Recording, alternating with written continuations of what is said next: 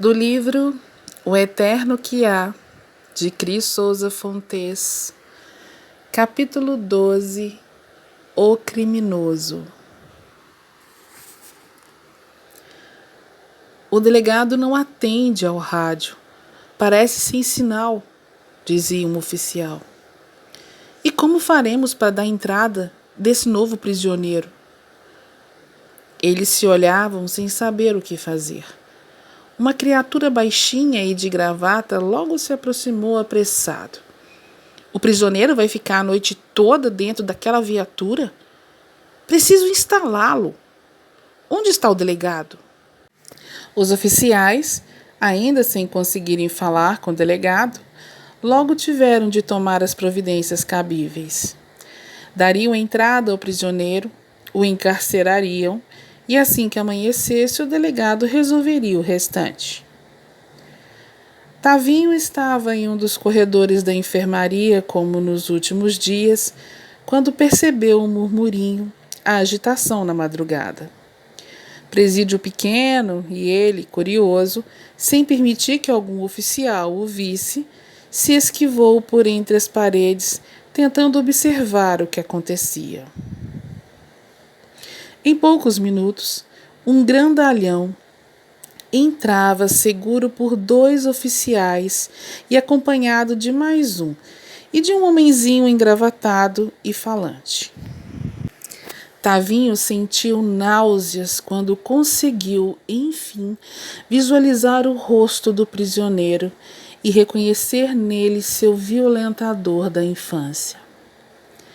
Engasgado e apavorado, bebeu um gole de água e tentou se recuperar.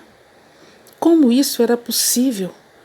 O homem que tanto mal lhe fez estava ali, sendo preso.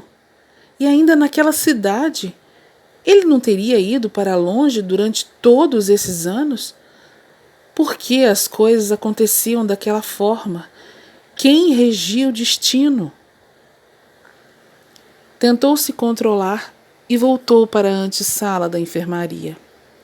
O delegado, apesar de duro, permitiu que Tavinho passasse o tempo que fosse preciso ao lado do seu irmão, devido ao seu delicado estado de saúde. Pelo fato de já haver muitas semanas que ele fazia isso, já conhecia os oficiais noturnos e, às vezes, viravam noites conversando. Resolveu aguardar um tempo.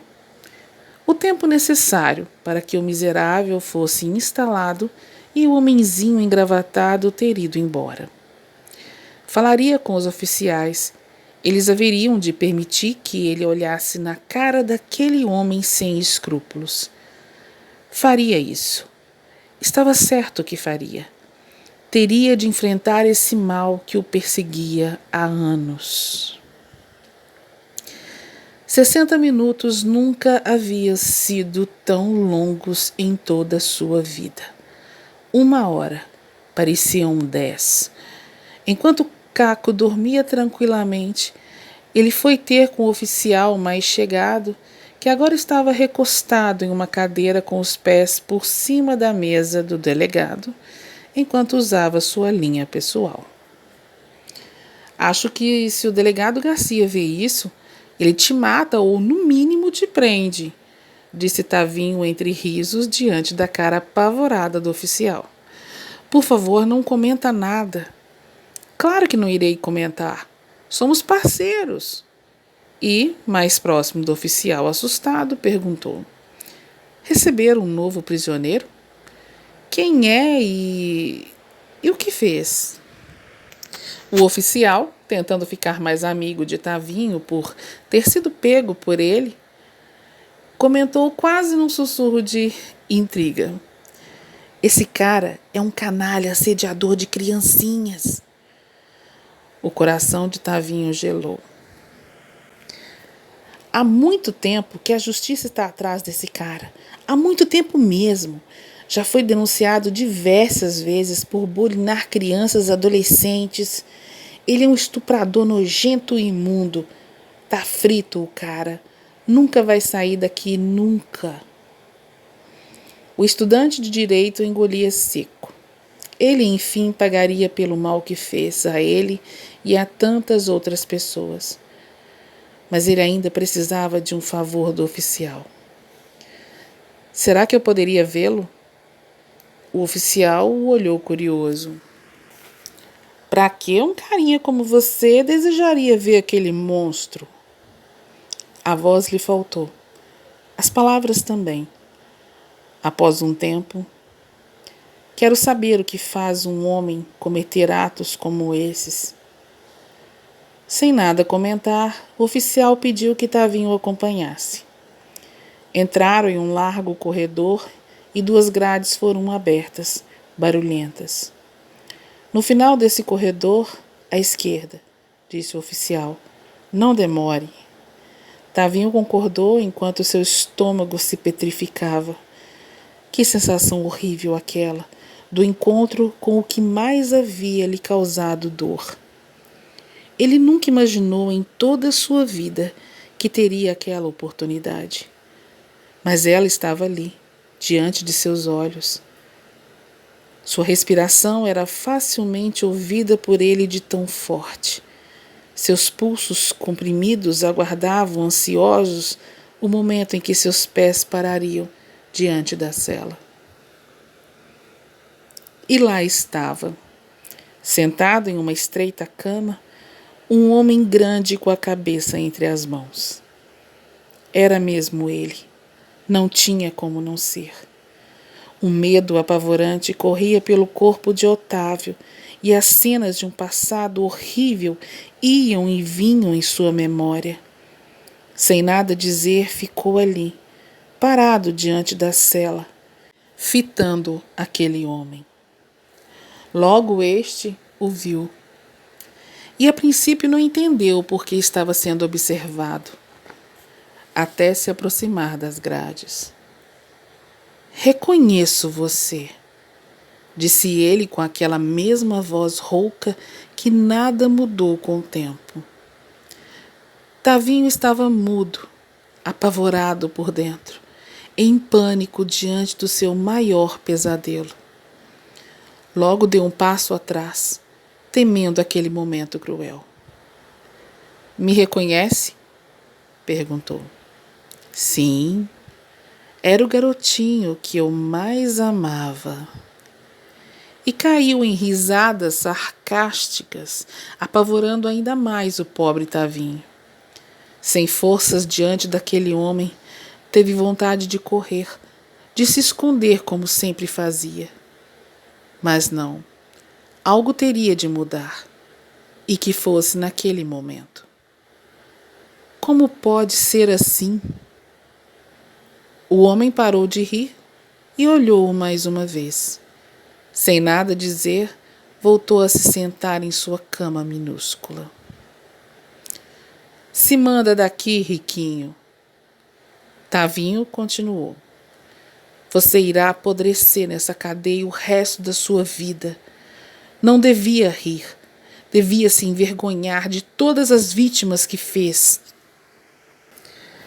Será que aquele homem não tinha alma? Será que não se arrependia por tudo que havia feito? Como isso era possível? Tavinho estava impressionado. Hoje vejo que você é um louco, um desequilibrado mental. Só pode ser um para fazer o que fez. O homem se mantinha calado, pensativo. Sua cabeça voava para o passado, de onde tudo começou. Benito, solte o garoto pelo amor de Deus, implorava a mulher em desespero. O garoto, encolhido ao chão, levava marcas de uma surra traumática e tinha a boquinha sangrando. Em um canto de uma velha casinha de favela, aquele homem negro urrava enlouquecido. Bateu na esposa, espancou o garoto. Era assim todos os dias e também noites. O garoto era agredido, violentado pelo próprio pai. Sua mãe um dia quase havia parado de respirar após mais uma das crises do pai. Mamãe? Mamãe, pelo amor de Deus, fala comigo. Ela, tão frágil e enfraquecida, abriu os olhos e nem forças tinha para dizer sequer uma única palavra. Mas o garoto ali ficou, o resto da noite, dormindo ao lado da sua mãe ferida. Muitos anos se passaram com a mesma batalha todos os dias, até em uma noite esse garoto resolver fugir mesmo sem sua amada mãe, que não quis acompanhá-lo. Ele então cresceu, arrumando pequenos bicos, morando ora na rua, ora na casa de estranhas companhias. Seu lazer preferido era violentar quem convivia com ele. Achava que assim estaria aliviando um pouco da dor que trazia pelo mal que seu pai lhe fez. Até que começou a querer se melhorar, mudar de vida. Estudou, se informou e arrumou melhores empregos. E quando parou na mansão dos pais de Otávio, já sabemos o que aconteceu.